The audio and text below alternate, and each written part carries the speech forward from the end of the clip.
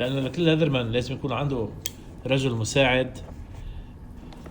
ليذرمان وينجمان هو الرجل المساعد للليذرمان إن كانت ويف أو سيرج. لأنه فينا نعمل أنبوكسينج مرة واحدة، خلينا نعملها سوا.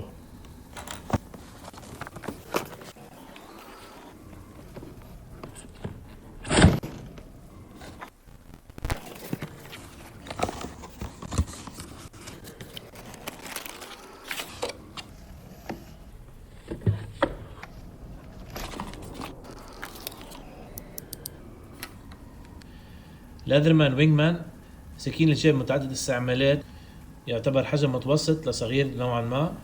بيتضمن 14 أداة. 3 أشياء مهمة لازم أعرفها: تجي الكماشة فيه رسولية أوتوماتيكية. تاني شي فيها سكين بتفتح بإيد وحدة إضافة للأدوات الباقية. تالت شي تتشبه مع الويف وبتختلف عن السايد كيك. تتضمن مقص بيتقفل، وفيها كمان مشبك جيب. صراحة كتير مفيد ورائع. ترقبوا الفيديو تفصيلي قريبا.